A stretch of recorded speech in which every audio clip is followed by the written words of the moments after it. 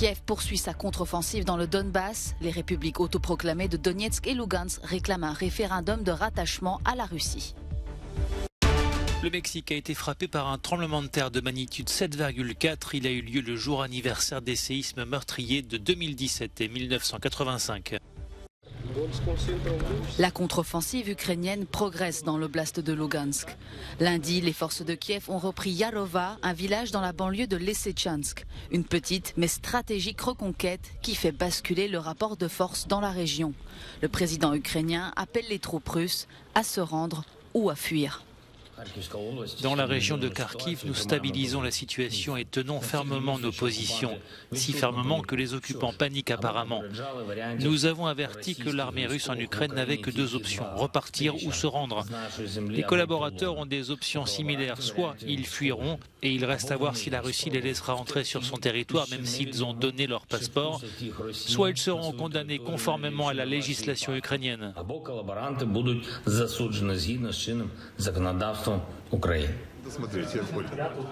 Au même moment, les républiques autoproclamées de Donetsk et Lugansk réclament un référendum immédiat en faveur d'un rattachement à la Russie.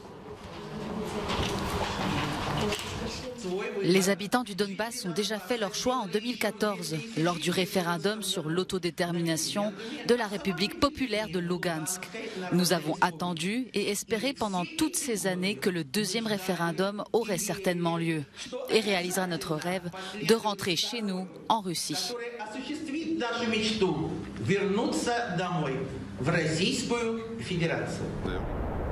Kiev accuse également la Russie de bombarder le site de la centrale nucléaire de Pevdeno-Ukrainsk dans le sud du pays.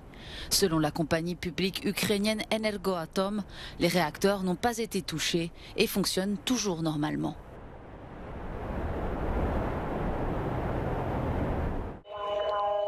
Le Mexique a été secoué lundi par un puissant tremblement de terre de magnitude 7,4. Le bilan est d'au moins un mort. Aucun dégât majeur n'a été signalé, notamment dans la capitale Mexico, où les secousses ont ravivé des souvenirs douloureux. Trouble coïncidence, ce séisme a eu lieu le jour anniversaire des tremblements de terre meurtriers de 2017 et 1985. J'ai peur, dit cette femme. C'est incroyable qu'un séisme se reproduise exactement 5 ans après. Nous savons qu'à l'avenir, il y aura encore d'autres tremblements de terre. Des moments comme ça sont très difficiles à vivre, dit cet homme. On revit les séismes du passé. Nous sommes dans l'angoisse. J'espère que le gouvernement pourra comprendre ce que les citoyens endurent, pas seulement pendant le tremblement de terre, mais avant et après. Lo que la ciudadanía vive en todo momento, no en el sismo, sino también antes y posterior al sismo. Peu de temps avant le séisme, les habitants avaient participé à un exercice antisismique et des cérémonies avaient commémoré les nombreuses victimes des tremblements de terre des 19 septembre 2017 et 1985.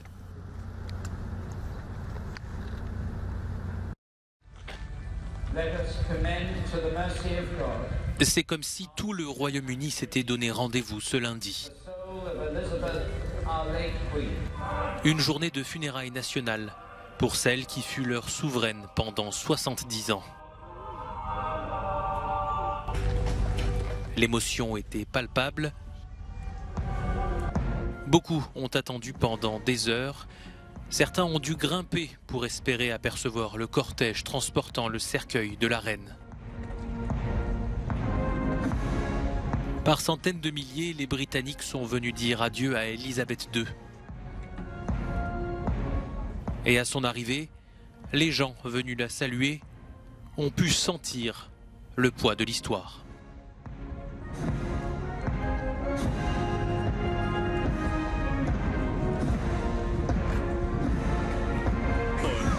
C'était un hommage approprié à un règne extraordinaire et à une dame merveilleuse. J'étais en larmes. Je suis heureux maintenant. Ce moment est passé. On ne reverra plus rien de tel. Je pense que c'est probablement la plus grande partie de l'histoire dont je me souviendrai de mon vivant. Nous l'aimions tous terriblement. Elle va nous manquer, mais elle ne sera jamais oubliée. Et c'est un bel adieu, n'est-ce pas? Je voulais voir le cercueil de la reine, alors j'ai tenu mon téléphone, mais je n'ai fait que regarder le cercueil et j'ai tout de suite craqué. J'ai l'impression d'avoir perdu ma propre grand-mère. Une grand-mère, une dirigeante, un symbole, tant de significations attribuées à la reine et à sa renommée internationale. Des admirateurs sont venus du monde entier pour vivre ce moment. C'était une cérémonie bien nécessaire, dans une si belle forme d'apparat. Nous ne connaissons pas ça aux États-Unis et c'est nécessaire pour se réconforter. Certains auront besoin de temps pour s'en remettre et pour voir si les héritiers d'Élisabeth II seront à la hauteur de son règne. Une reine qui avait pour habitude de dire que le chagrin était le prix à payer pour l'amour, une expression qui trouve tout son sens en cette journée, déjà qualifiée de funérailles du siècle. Un reportage d'Anne-Lise Borges à Londres pour Euronews. Le Parti conservateur suédois des modérés est appelé à constituer un nouveau gouvernement. La formation est pourtant arrivée en 3e position lors des élections législatives du 11 septembre dernier. Son dirigeant Ulf Kristersson va très probablement chercher à former une coalition avec les libéraux et les chrétiens démocrates. La question se pose en revanche sur le rôle que jouera l'extrême droite. Les démocrates de Suède, 2e dans les urnes, sont considérés comme les vainqueurs du scrutin. Même s'ils apportent un soutien parlementaire en dehors du gouvernement, cela leur donnera quand même un droit de veto assez important sur les choix politiques qui seront menés par le gouvernement. Avec un programme qui nie le changement climatique et un positionnement anti-immigration, les démocrates de Suède vont chercher à remettre en cause les décisions prises par le gouvernement social-démocrate sortant, tant au niveau national qu'à l'échelle européenne. C'est un parti eurosceptique, ce qui signifie qu'ils sont réticents à ce que d'autres questions fassent partie du processus décisionnel européen lorsqu'elles sont considérées comme mieux traitées au niveau national. Mais aussi sur d'autres grands sujets, comme le climat, l'environnement, ils sont peut-être moins ambitieux. Ils se sont moins fait entendre sur des dossiers comme l'état de droit et ils sont très sceptiques sur le fait de donner plus de place à la politique sociale et toutes ces questions à l'échelle européenne.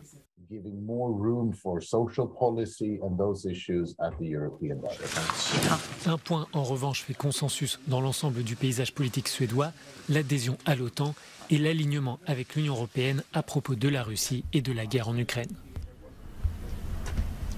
Stockholm occupera d'ailleurs à partir du 1er janvier la présidence semestrielle de l'Union. À cette date, l'Italie aura peut-être à son tour basculé vers l'extrême droite. Le gouvernement hongrois assure pouvoir être en position d'éviter une suspension des fonds européens. Budapest a présenté lundi un nouveau paquet de mesures pour lutter contre la corruption. Cette présentation intervient au lendemain de la proposition de la Commission européenne de couper les aides de l'Union à hauteur de 7,5 milliards d'euros. L'institution juge qu'il existe un risque systémique de détournement de l'aide financière européenne. Les mesures hongroises sont le fruit d'un long processus de négociation entre l'institution et le gouvernement du Premier ministre Viktor Orbán. Si le gouvernement hongrois n'appliquait pas les engagements qu'il a pris lui-même, alors les sanctions seront appliquées. Mais le gouvernement hongrois n'a aucune raison de ne pas respecter ses propres engagements. Nous allons respecter nos engagements. Donc, la partie du projet qui concerne les éventuelles sanctions est secondaire pour nous.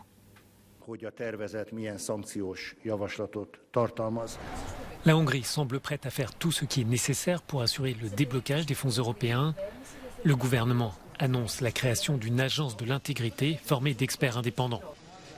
Budapest va aussi revoir les règles des appels d'offres pour ouvrir ses marchés à plusieurs candidats. Mais les analystes à Bruxelles demandent à la Commission européenne de ne pas faire preuve de naïveté face à Viktor Orbán. Il faut faire attention à ces garde-fous, à cette nouvelle autorité anticorruption. La question est de savoir si elle aura les moyens de frapper et comment l'Union pourra s'assurer de son indépendance. Il semble être naïf à propos du gouvernement hongrois. La procédure de conditionnalité prévoit la suspension des fonds européens en cas de risque pour l'état de droit. La Commission a formellement lancé ce processus au mois d'avril contre la Hongrie. L'institution prévient qu'elle réévaluera la situation en novembre. La décision finale revient au Conseil, l'institution qui représente les États membres.